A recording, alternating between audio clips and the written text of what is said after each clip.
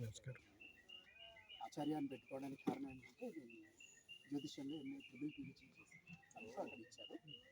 ఆ వంశపారంపర్యంగా నాన్నగారి నుంచి ఆయుర్వేదం అప్పుడు కోరుట్లలో భగవాన్ రమణానంద యోగపీఠం అనేది వారు స్థాపించారు. ఇప్పుడు దాన్ని నేను తదనంతరం కొనసాగిస్తున్నాను.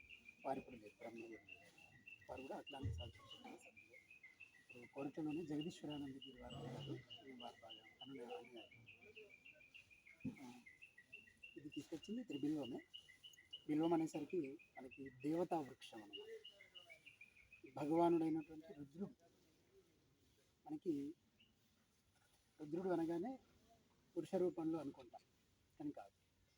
లక్ష్మి అష్టోత్తర నామాల్లో ఓం శివాయ నమః అని ఉంటుంది. శివుడు అంటే లక్ష్మి అన్నమాట. స్త్రీ రూపంలో ఉంటే లక్ష్మి, పురుష రూపంలో ఉంటే శివుడు. అదే స్త్రీ రూపంలో ఉంటే పార్వతి, పురుష రూపంలో ఉంటే మహావిష్ణువు. ఇక్కడ స్త్రీ పురుష భేదంలో. అందుకే తిరుమలలో శ్రీవారికి ప్రతి శుక్రవారం బిల్వాలతోనే అర్చన కొనసాగిస్తారు. శుక్రవార స్నానం తర్వాత బిల్వార్చన మాత్రమే ఉంటుంది ప్రతి శుక్రవారం. దీన్ని తాకితే చాలంటారు. అందుకే దీన్ని 108 దళాలుగా తెంపి మనం శివుడికి అర్చన చేయాలి అని అంటారు.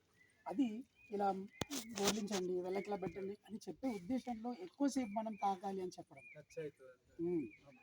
అంతే మినహా ఇంకోటి ఏం లేదు. రెండోది ఉంటుంది, అంటే ఆయుర్వేదంతో పాటు కొంత ఆధ్యాత్మిక విజ్ఞానం కూడా చెప్పదలుచుకున్నాను. ఇది సర్వరోగ నివారణ అని చెప్తారు. అందుకే దేవుడికి ముఖ్యంగా మనం సమర్పించి ఇంటి లోపల దాకా వచ్చి మిగతావన్నీ బయట ఉంటాయి. ఇక దీని తర్వాత దీంతో సమానంగా ఉండేది తులసి, అందరికీ తెలిసిందే.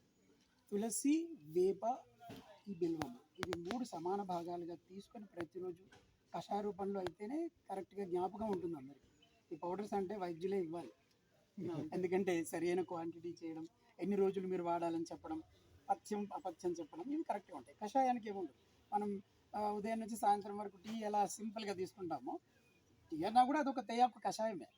దాంట్లో కొంత కెఫిన్ లాంటిది మన మనస్సుని రంజింపజేస్తుంది కాబట్టి మనం అడిక్ట్ అయ్యాం. దీన్ని తాగితే కూడా అదే అడిక్షన్ వస్తుంది మెల్లిగా, ఎందుకంటే మన హెల్తీ అనేది పెరుగుతూ ఉంటుంది. ఇవి మూడింటిని సమాన భాగాలుగా ప్రతిరోజు ఒక అరకప్పు కషాయం తీసుకుంటే ఖచ్చితంగా షుగర్ కంట్రోల్లోనే ఉంటుంది. షుగర్ నిర్మూలన అవుతుందనే తర్వాత కంట్రోల్లో ఉంటే కంట్రోల్లోనే ఉండాలి, పూర్తిగా పోకూడదు షుగర్.